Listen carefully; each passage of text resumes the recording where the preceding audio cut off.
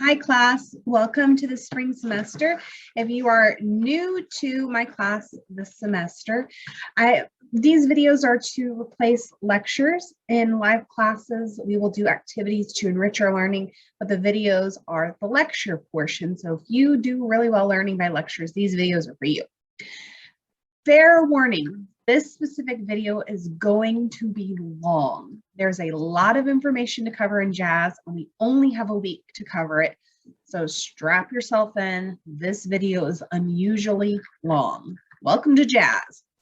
So we're going to be talking specifically all the way from early jazz through current jazz, all of it in one video. That's why this video is going to be long, and looking at the evolution of it and how it has evolved. So early jazz is from about 1860 to 1950 is the early jazz period. Things you need to know for all of jazz, and actually for the entirety of this course, we have our basic blues progression, and in our basic blues progression that has a 4/4 time signature and a total of 12 measures per cycle. You're going to see this question asked over and over and over and over on quizzes this semester, is how many measures are in a blues progression, or what is 12 bar blues? Just remember blues, 12 bar blues. Just remember 12 and blues and you'll be fine.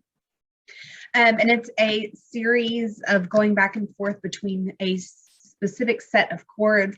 And this is the underpinning for blues, jazz, rock and roll, hip hop. And this is the basic pattern for a lot of the music that you like to listen to.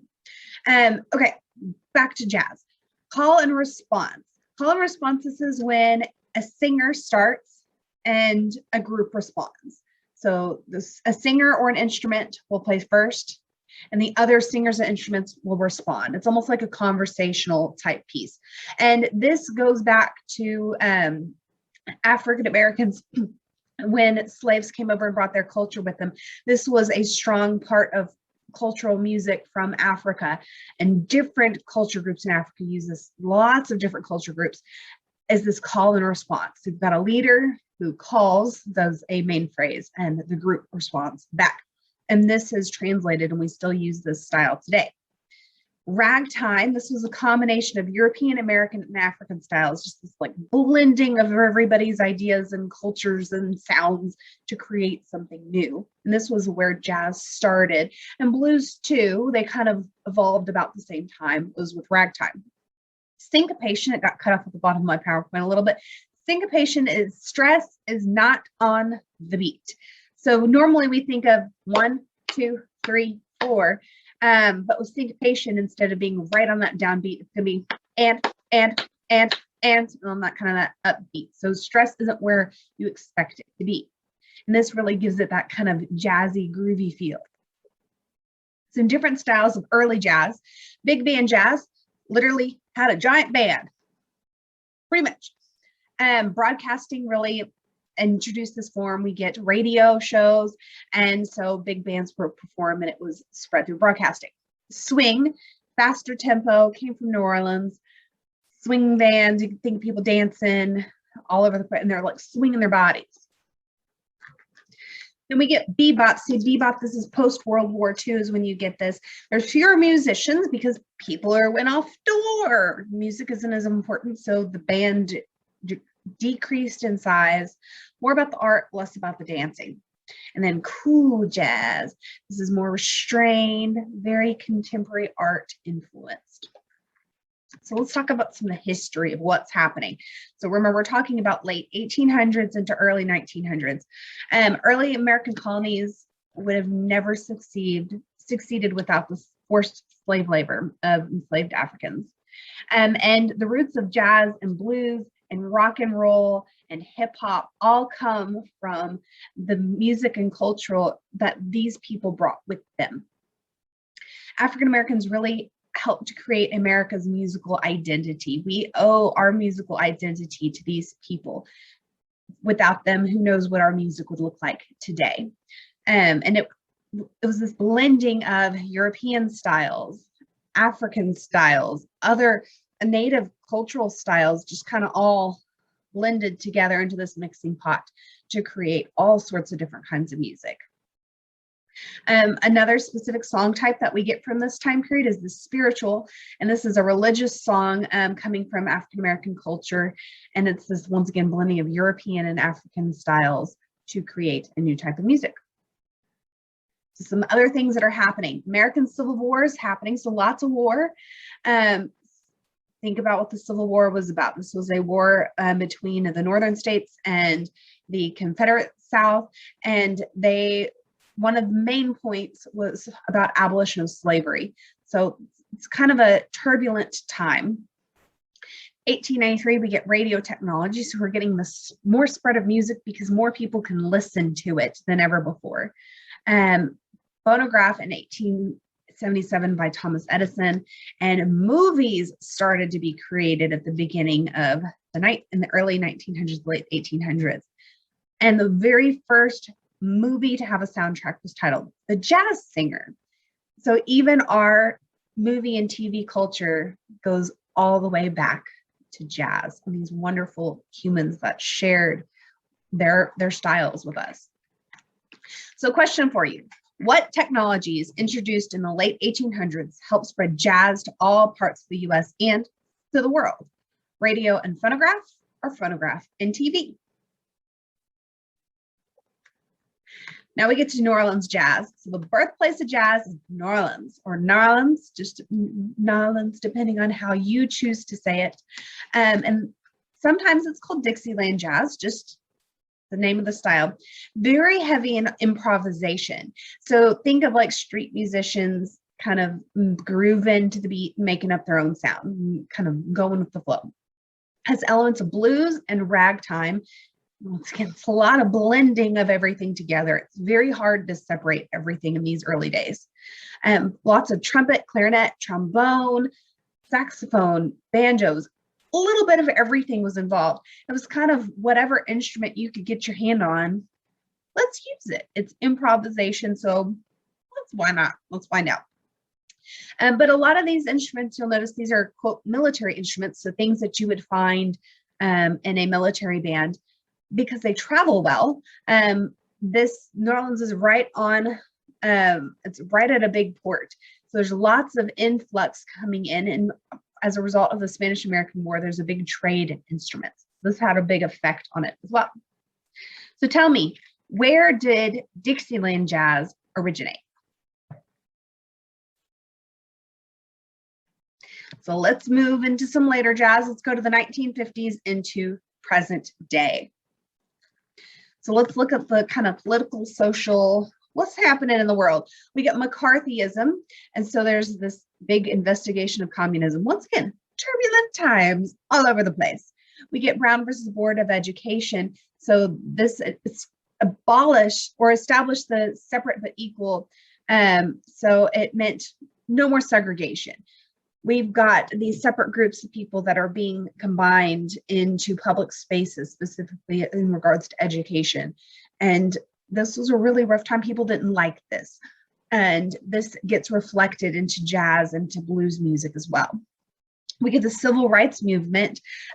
Jazz musicians and blues musicians were influential into the civil rights movement. They were the voice for the people. People were listening to their music on the radio, on TV, and they were the faces that people knew. And they were able to spread their message much easier than the average citizen. Then we also get the Vietnam conflict. So once again, all of this conflict and turbulence and very emotional times, which goes hand in hand with the jazz and blues music, which is very emotional music. So tell me, were jazz musicians often spokesmen for equality and civil rights? True or false? So some styles of jazz music. We get the hard bop, 1950 to 1970, kind of combined bebop and blues. Once again, let's combine everything. So hard bop, harder rhythms kind of in it. We get free jazz, loosey-goosey, freedom, kind of do what you want, free jazz. There was like a short theme, and then it would kind of go off into different directions, almost like theme and variations. Let's have a riff on that and see where it takes us. Traditional forms were kind of went away from them, really incorporated and focused on emotions. Think about all those emotional things that we were talking about. We're talking about war, we're talking about civil rights movement. Lots of deep emotional things are happening in the world, and it was reflected in the music. We get jazz fusion. We're starting to blend more cultures are getting blended in. We're fusing rock and roll. We're fusing Latin music with jazz. We're fusing funk with jazz. Stuff gets all meshed together, so we get this jazz fusion happening. Specifically, we get Latin jazz. We get this combo of bebop and Afro-Cuban rhythms added to the jazz, and not just jazz. We get that Latin flair to it as well. So tell me, what is a style of jazz music where the performers are free from traditional rules? The important thing is for players to contribute their own feelings for the music in the moment. Is this contemporary jazz or free jazz? Next is improvisation.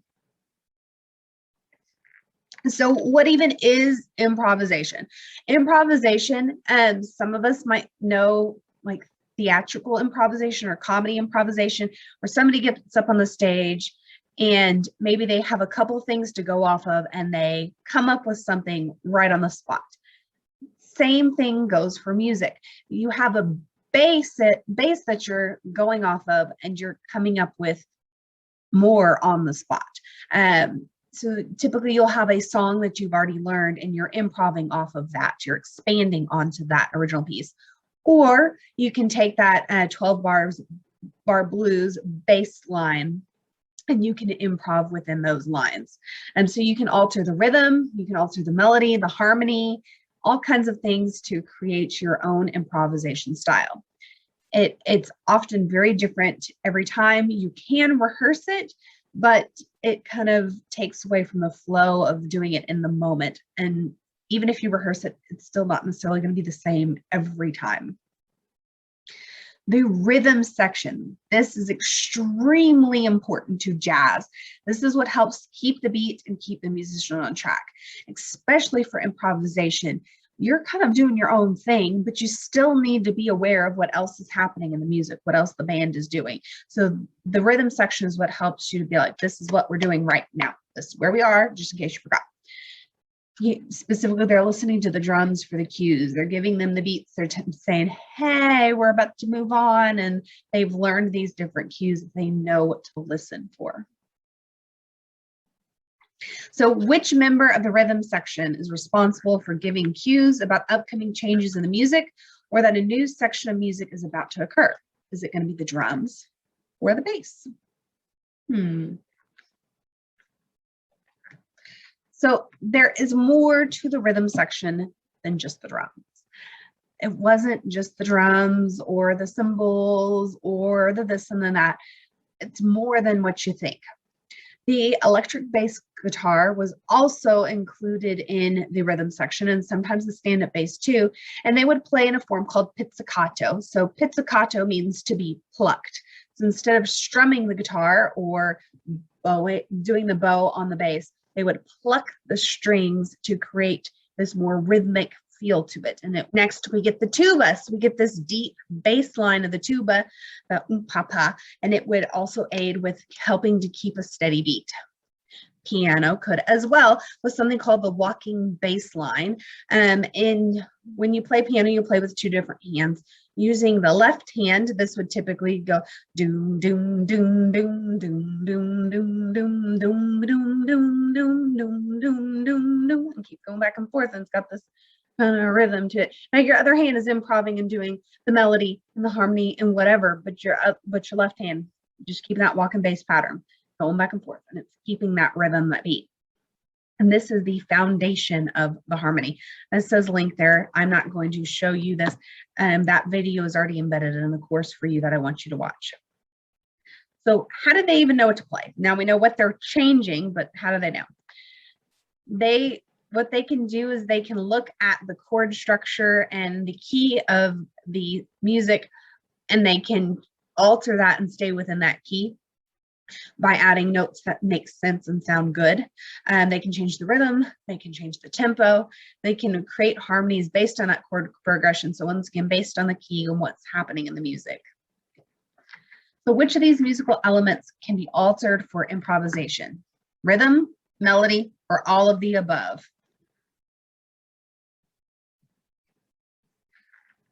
Each type of jazz has its own style of improv. Everything is a little bit different. Everybody does their own thing.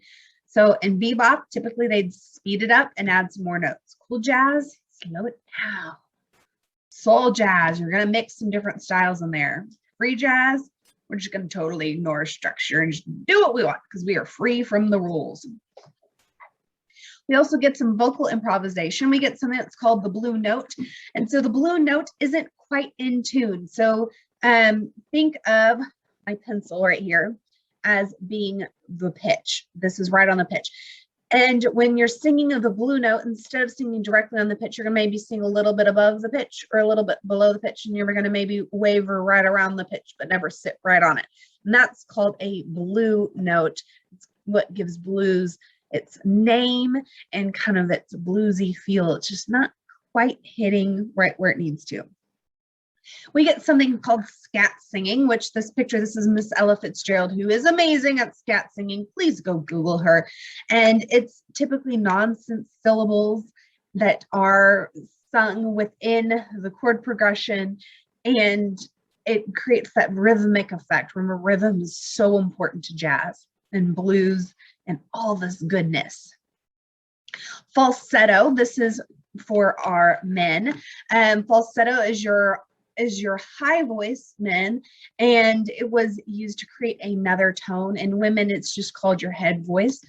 It's similar, slightly different, just based on your body composition. But falsetto, men, what you can think of is when you try to sound like a female, that's your falsetto voice. When how you go up there, that's your falsetto voice. Important people: Ella Fitzgerald, Billie Holiday, Frank Sinatra, Nat King Cole, Louis Armstrong. They were all amazing at vocal improvisation. Go look them up. It's been fascinating to see what they could do. Instrumentalists, they often would study their phrasing. These specific people, they would study their phrasing and use it in their own styles to create their own improvisation. This was long. There was a lot in this video. I'm sorry. So to say I'm sorry and I love you, I want you to send me an email saying, I watched the jazz video and I think blank is interesting. And I will raise your quiz grade for the week by 1 letter grade. So when you take your quiz grade for the week, whatever you get, I'm going to bump it up by 1 letter grade if you send me an email that says, I watched the jazz video and I think blank, so insert something there, is interesting. All right, guys, you're fabulous, wonderful human beings. Remember, this video does not take the place of going through content in the course, and it doesn't take the place of coming to class. Class is still really good as it allows you to get more in depth in the material. You need anything, please call or email me. I'm here for you. Have a great day.